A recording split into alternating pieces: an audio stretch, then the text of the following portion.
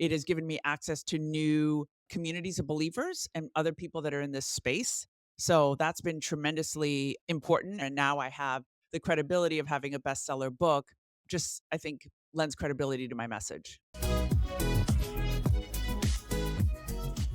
Hey everyone, welcome to the Elite Publishing Podcast, Everything Books and Publishing. I'm Melanie Johnson, one of the owners of Elite Online Publishing, and we have one of our authors here today, Hedieh Mirahmadi Falco.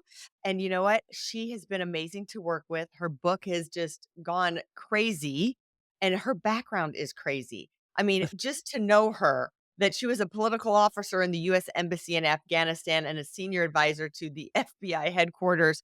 Her story is just amazing. We're gonna get a little bit into her story, but really, we're gonna get into her book and how she wrote her book and became a number 1 best-selling international author. Hedieh, thanks for coming today. We really appreciate it. Thank you, Melanie. It's such a pleasure to be here today. Talk about this process. It was awesome. So, why did you decide to write a book? I mean, you had a podcast, you've been telling your story, you're a speaker. So why now and why do a book? Well, honestly, I have to give credit to the spiritual aspect of it because it's really something that, whenever I prayed to the Lord about what I was supposed to be doing and how I was supposed to be running the ministry, we have an online ministry called resurrectministry.com. He just kept telling me to write a book. And actually, I was in the throes of the most difficult period in my daughter's teenage life. And I was driving her back and forth to rehab. And the Lord kept saying, now, daughter, now. And I was overwhelmed overwhelmed with all these other stressors, but I just said, "Okay, this is it. We're gonna sit down and we're gonna write this book." Oh my gosh. Well, I'm so glad that you did and that you reached out to us, which was really Yes. your husband who we knew. So we got a referral from your husband, Andy, which was great.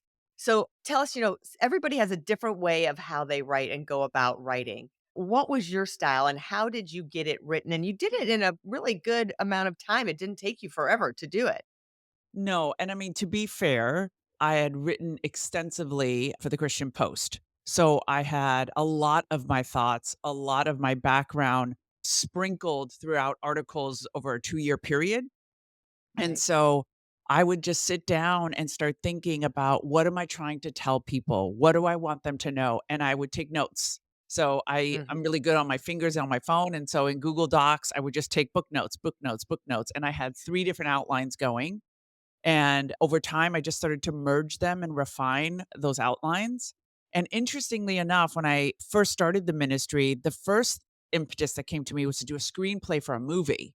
So I really do believe in my heart somewhere down the line that's going to happen. But I wrote the screenplay with a couple of producers first. So the section on me, I had my early childhood written, and then I had these articles, and so the thing was, how am I gonna turn this into a book? And it was basically just mulling over all of this content and then writing the outline and then filling in the outline with the content, some that was original, some that was written before, and some of it that was refined. And, that sounds easy the way that she's saying it, right? And I wanna say the key to it was having an outline. I mean, that is the key of doing the outline, but it isn't as easy well, first of all, I love that she's repurposing content, right? Hedieh, that you repurpose the content you already had, and as much as we always say it's easier when you're repurposing, sometimes it's not. You had a challenge of you had a copyright issue. It couldn't be exactly just copied and pasted and put in there, that it had to be different and it had to be rewritten and re-edited so it still sounded different, so it would be And original flow. versus being the exact same and flow. Yeah, from one story to the next. So it was kind of taking these articles and making it sound like they weren't articles, that it was a book that flew in, came in because we have, I mean, there's authors. Tim Ferriss just took blog posts and it's just one blog post after another, but yours was different than that. So talk about the challenges of that because there were challenges and we were there with you during those challenges. Yes. So we got I can't remember the word for the editor that does more than just copy edit. What is the name of that? Is it a substance editor? Yeah, it's now I'm forgetting the name. Well, it's Developmental it's really editor? it's content editing. It's full developmental. Yeah, it's developmental editing. Okay, It was so close to ghostwriting in a way but of taking definitely it I don't want without anyone to think ghostwriting. that anybody ghostwritten this thing because, Oh no, not even close. Yeah, oh, that's not what happened at all. no. So we hired the developmental editor to help me formulate how the chapters were gonna go, and interestingly enough, there was some help in making the flow, but I don't really feel the editor got my vision on where how I wanted it to flow sequentially, like how the stories Right. would make sense. And so in looking at my outline, I don't know, I had this light bulb moment of exactly how I wanted, so it's 5 major battlegrounds and how I wanted those battlegrounds to read. So it was self, and then family, Yeah. and then religion, and then culture, and then politics. And so fitting all of those in, at one point, I basically took it back from the developmental editor and I was like, "Okay, I need to stop having somebody else's hands in this and just do it myself." And it was I would spend hours at a time, blocks of time, and I'd say over a 10-day period, and then Yeah. just did it, and just did it in Well, full actually, concentration mode. and in full, transparency, she had 2 different editors. Yes. We had 2, and then even that was like, you know what, then she's like, "No, I'm taking it back myself."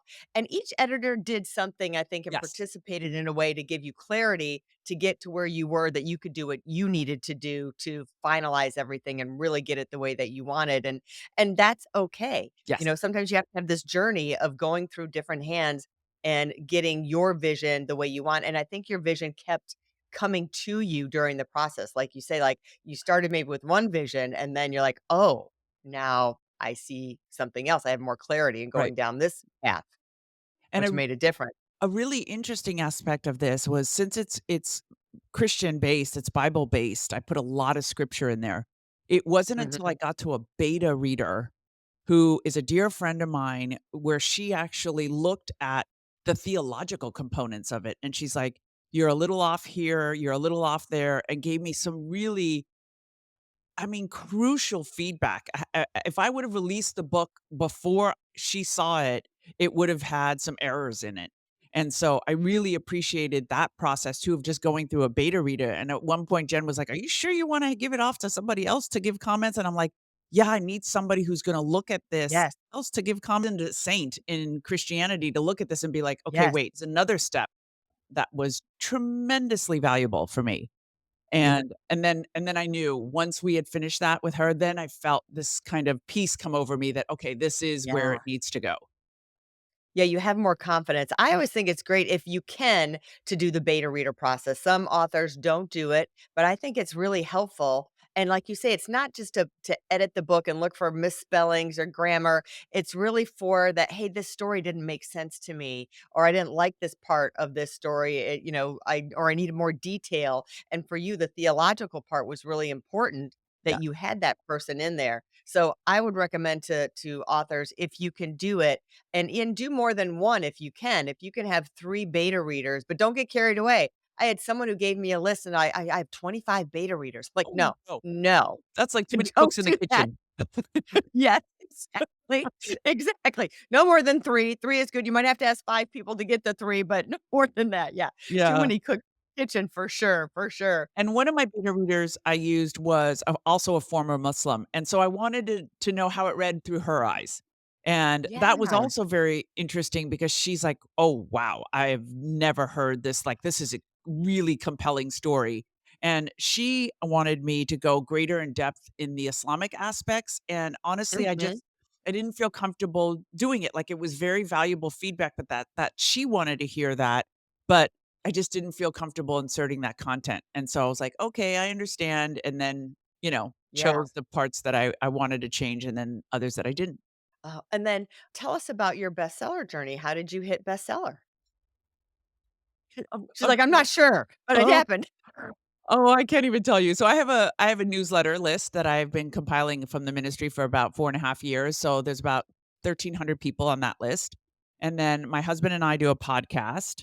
So between the newsletter, our podcast, and my husband's social media, which he did a huge push for me, we hit our numbers. And basically just Yep. reaching out to friends. I must have texted when we were really close. Jen's like, "We're really close. Can you get a couple more?" I was texting every single one of my friends, "Can you please go and buy the book right now?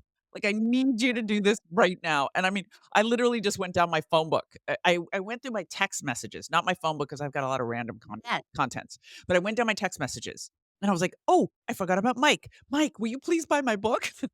Yeah. So I think that's what really helped us in that final push.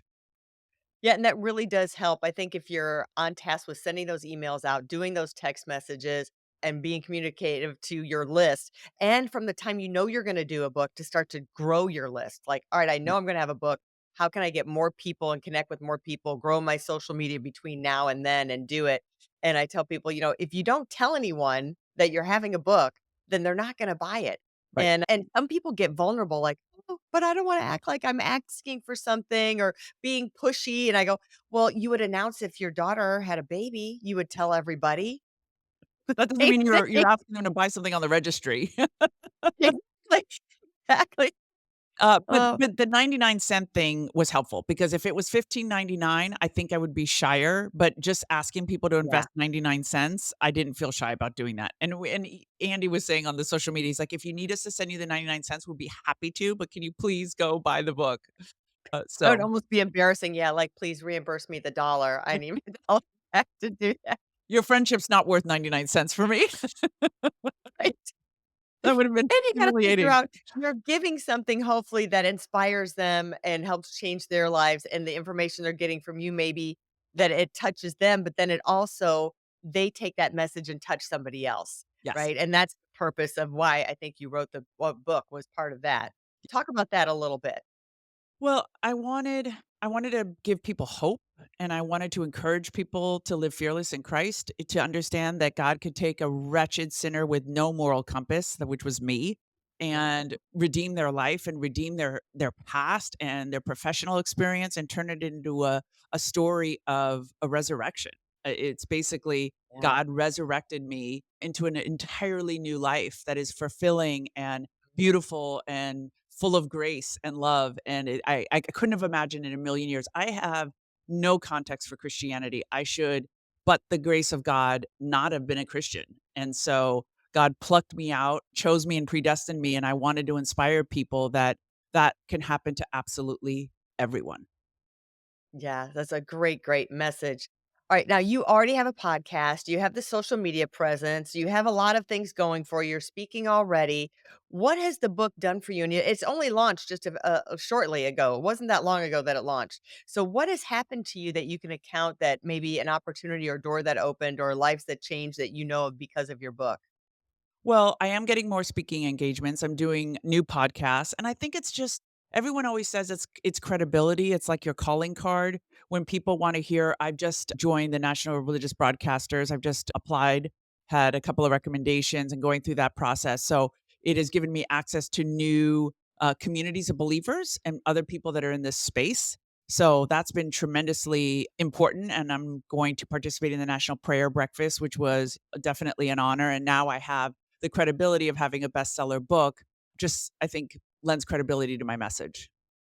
Oh, absolutely, and it will open more doors, and this is just the beginning of it, and I tell people, if you're speaking, you'll get more speaking gigs, and you should raise the price because now you're a best-selling author and you have that book that shows your credibility, and you took the time to take all that knowledge and that story and put it in one place. So raise your speaking fees, just telling you right now.